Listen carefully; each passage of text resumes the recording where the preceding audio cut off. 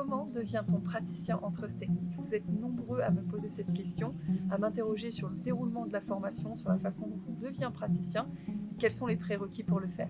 Donc j'ai décidé dans une petite vidéo de vous rassembler un peu toutes les informations sur ce sujet. Je vous présenterai un peu les prérequis nécessaires à cette formation, le déroulé de cette formation. Je vais vous parler un petit peu de la suite, c'est-à-dire qu'une fois qu'on est praticien, qu'on est diplômé, comment on fait pour s'intégrer dans le métier, qu'est-ce qu'on attend aussi de praticiens sur le terrain.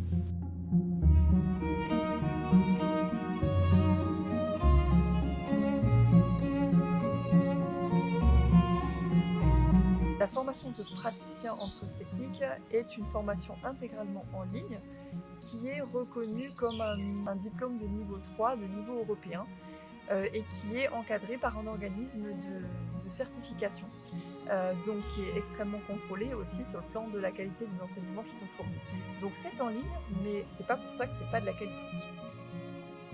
Donc le premier prérequis pour s'inscrire à la formation de praticien va être d'avoir réellement visionné l'ensemble des cours grand public, comme les messages de confiance, donc les 3 grands messages pour vraiment comprendre l'essence de la méthode, et le Trust Technique Video Course, qui rassemble différents animaux sur 50 heures de vidéo dans différents endroits du monde, et qui vous apprend un petit peu à rentrer dans le monde du trust technique, d'observer ce qui est possible de faire, de sentir, et peut-être éventuellement d'avoir expérimenté avec des animaux à vous.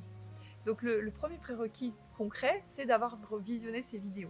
Ensuite, vous aurez une lettre de motivation à écrire que vous enverrez au Trust Technique Center, donc par mail, avec votre dossier de candidature pour expliquer pourquoi vous êtes intéressé pour devenir praticien et puis comment vous souhaitez en fait l'utiliser dans votre quotidien. Donc si votre lettre de motivation et votre dossier de candidature est retenu, vous aurez un entretien pour comprendre vos motivations et surtout vérifier votre niveau d'anglais, car c'est vraiment quelque chose de fondamental si vous voulez vraiment bénéficier des conseils de James et Shelley et de pouvoir vous exprimer pleinement, pour poser vos questions, être certain de comprendre les subtilités. Il est fondamental de parler réellement bien anglais. Donc ce sera vraiment important que vous puissiez être complètement acteur en fait de votre développement et de votre formation. Ensuite, vous avez un prérequis qui va être d'ordre beaucoup plus personnel. Est-ce que vous sentez que dans votre vie quotidienne, vous avez déjà beaucoup avancé sur le plan de votre réflexion individuelle? Et est-ce que vous avez déjà suffisamment d'expérience avec les animaux avec lesquels vous voulez travailler? Si ce n'est pas le cas, ce n'est pas forcément négatif.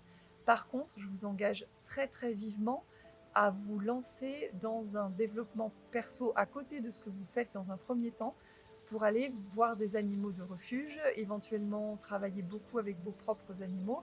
Vous aurez l'occasion dans la formation d'expérimenter, mais je m'aperçois que c'est vraiment important en fait de se sentir en confiance quand on commence ce travail-là. Donc à minima, de bien connaître les animaux en question et de se sentir en sécurité. Ça, c'est vraiment important. Ensuite, regardez très attentivement quelles sont vos motivations pour faire ce travail. En quoi ça vous fait vibrer, en quoi c'est important pour vous, et surtout en quoi vous pensez que vous pouvez apporter quelque chose sans en retirer un bénéfice particulier. Il y a beaucoup de cas dans lesquels vous allez aider sans pour autant avoir un retour direct, en tout cas au début, financier. Donc il faut vraiment que vous soyez motivé par le mouvement intérieur qui vous anime quand vous faites ça. C'est vraiment fondamental. Et essayez aussi de voir un peu dans votre quotidien. Moi, j'invite vraiment toutes les personnes qui ont envie de faire ça à commencer à travailler sur eux, parce que ça va guider un petit peu tout le parcours. Si vous pensez que votre état intérieur, votre mal-être ou votre bien-être dépend d'autre chose que de vous, ça va être très difficile parce que vous allez rapidement tomber dans des jugements des personnes concernées, des jugements des animaux. Le cours vidéo en ligne, vous avez une partie qui est fondamentale, qui est le trust technique pour les humains. Et ça, pour moi, vous pouvez le regarder mais des centaines et des milliers de fois pendant tout votre parcours, et vous en aurez toujours besoin. Et à travailler vos problématiques personnelles intensément, avec beaucoup de joie, même si c'est pas toujours facile, mais vous allez voir que vous allez en tirer un bénéfice énorme en termes d'énergie générale, parce que d'abord, quand on s'apaise avec les situations dans nos vies, quelles qu'elles soient, ça nous met dans une dynamique qui est tout à fait différente et qui nous permet d'accueillir les choses différemment. Et ensuite, parce que ça va vous faire un réflexe en fait de travail. Dans votre travail avec l'animal, très fréquemment, vous allez être challengé. Il ne faut pas s'attendre à ce que tout soit linéaire et ce que tout soit facile. C'est pas parce que vous savez vous mettre en présence que waouh, ça va être magique. Ça l'aime parfois, mais pas toujours. Et il y a plein de situations dans lesquelles vous allez vous retrouver confronté à des animaux, mais aussi à des gens qui n'ont pas forcément encore cette ouverture-là, qui n'ont pas encore compris. Et c'est pas la question de les juger par rapport à ça, c'est la question de leur montrer sans jugement. Et parfois, ça implique d'être non réactif à tout ce qu'ils vont vous dire ou faire autour de vous. Donc ça, c'est pas inné, ça se travaille. Vous allez avoir l'occasion de le travailler pendant la formation, mais plus vous allez le faire en amont, fréquemment, dans plein de situations de la vie, avec vos animaux, avec les gens que vous rencontrez dans le quotidien, plus vous allez voir que ça va être une vraie libération et ça va vous aider réellement à rentrer dans ce processus de praticien. Donc une fois que vous avez été admis dans la formation de praticien, donc suite à l'entretien et à votre dossier de candidature, vous allez pouvoir devenir learner, l'apprenti praticien en trust technique. Donc vous rentrez dans un processus en fait dans lequel il y a deux grandes parties. Donc deux grandes parties, c'est parce qu'il y a deux soumissions en fait à faire pour valider votre diplôme. Donc la première soumission, c'est ce qu'on appelle le Gaining Your Own Experience. Donc c'est acquérir, en français, c'est acquérir votre propre expérience. Dans cette partie, vous allez avoir plusieurs choses. Donc une partie qui va plus être théorique, dans laquelle vous allez pouvoir présenter une vidéo de 20 minutes face caméra pour expliquer simplement la trust technique. Vous avez une partie sur un essai, expliquer la législation dans votre pays. Vous allez exercer dans un cadre législatif particulier, à la fois pour les droits des animaux et pour la question de l'intervention vétérinaire. Vous avez aussi tout un pan qui va concerner votre développement personnel. Donc on veut vraiment voir si vous avez anticipé la façon dont vous allez grandir avec ça et aussi votre marketing, c'est-à-dire comment vous envisagez de vous vendre, en tout cas de développer ce travail-là et dans quel domaine vous êtes intéressé pour le développer, parce que ces domaines, ils sont très variés, donc c'est important que vous puissiez avoir votre touche. Vous avez aussi la nécessité de faire des lectures. Vous avez 4 grandes lectures. Le pouvoir du moment présent d'Eckhart Tolle, vous avez Jonathan Livingstone, des grands livres comme ça aussi de Jane Goodall, que vous allez devoir lire et que vous allez devoir essayer d'intégrer pour nous faire une espèce de résumé de ce que vous en avez tiré, ce que vous en avez compris et comment vous l'avez intégré. Donc ça, c'est la partie plutôt théorique que vous allez soumettre en fait dans votre dossier.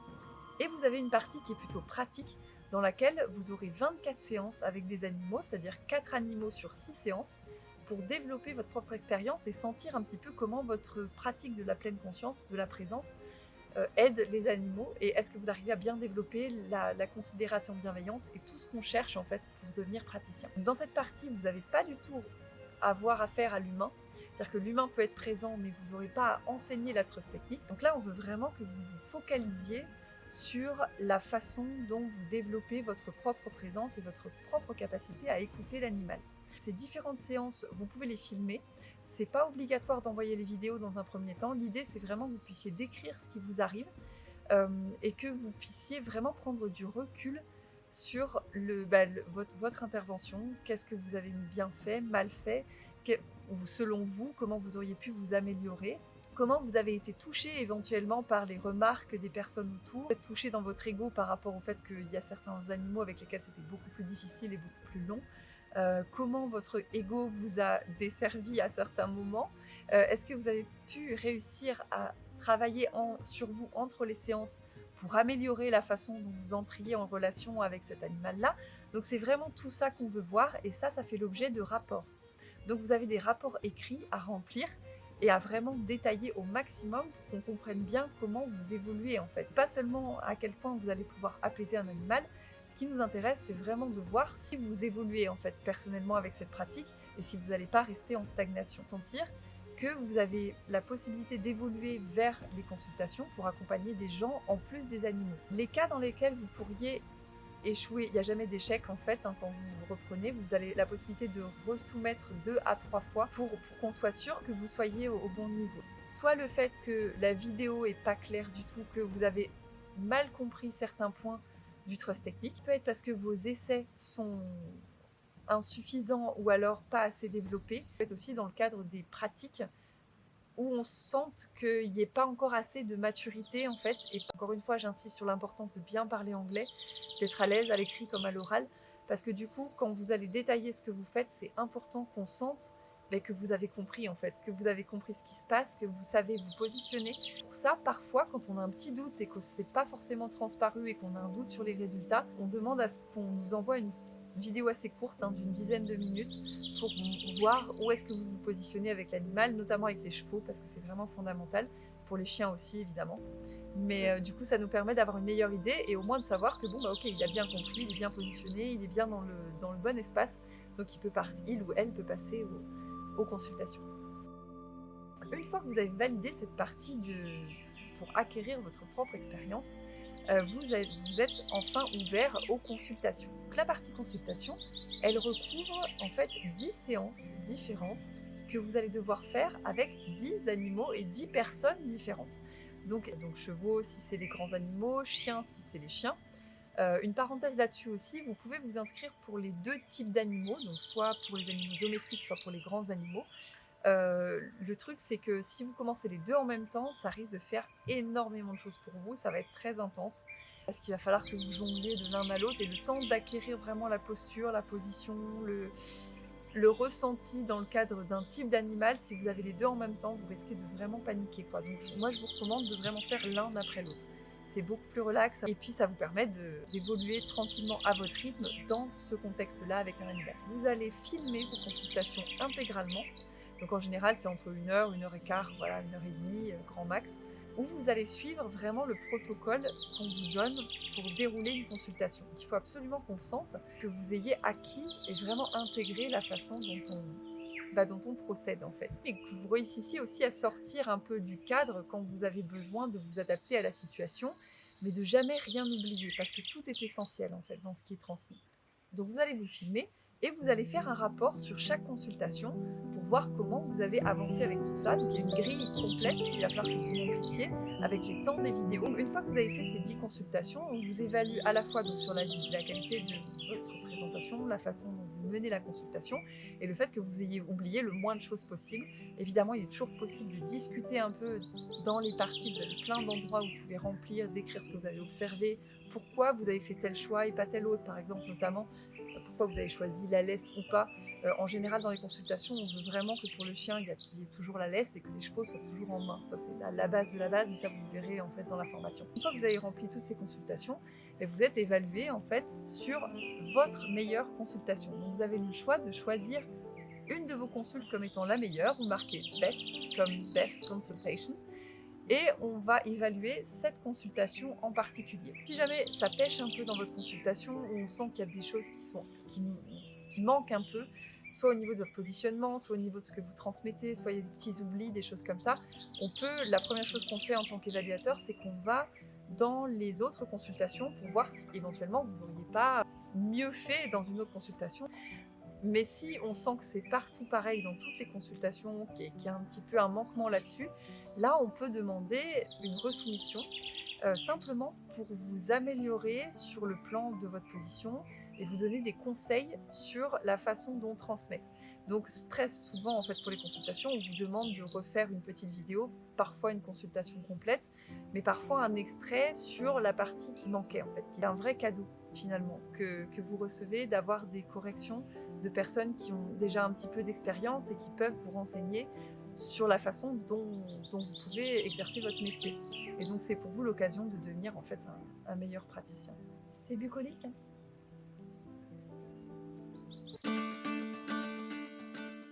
Passer le cap des consultations, ça y est, vous êtes praticien en trust technique. Une fois que vous avez ce diplôme, en fait, moi ce que j'aime bien dire, c'est que c'est vraiment le début de l'aventure.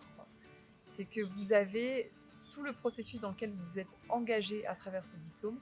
Il est à la fois personnel, très profondément, vous allez voir des évolutions énormes dans vos vies, et aussi professionnel de fait. Donc du coup, il va falloir que vous commenciez à vous positionner en tant que tel. Et de vraiment commencer à se dire « Waouh, qu'est-ce que j'ai envie de faire avec ça ?» On est praticien, mais en fait, on sait qu'on fait le premier pas vers quelque chose d'une évolution constante en fait. À la fois avec les animaux, avec les gens, avec tout ce qu'on vit dans notre quotidien. Donc c'est vraiment important à ce moment-là de ne pas se sentir isolé, si besoin de rester en contact avec les gens du trust technique, il y a les groupes Facebook, et on vous ouvre toute une partie du cours qui correspond à les dernières recommandations en fait pour la pratique en tant que praticien dans le domaine public. Et donc vous aurez accès à des logos pour pouvoir les utiliser, à des ressources, à des liens affiliés pour pouvoir continuer à grandir en fait en tant que praticien, continuer aussi à être non pas suivi comme vous pouviez l'être en tant qu'apprenti, mais vous pouvez encore poser des questions, participer au Zoom. James et Shelley organisent ça assez fréquemment pour qu'on puisse, en tant que praticien, poser nos questions de nos problématiques sur le terrain et essayer de remonter l'information, d'échanger avec des gens qui pratiquent aussi et de se sentir soutenu sur ce plan-là. Donc ça, c'est un peu comme une grande famille, c'est quand même très intéressant.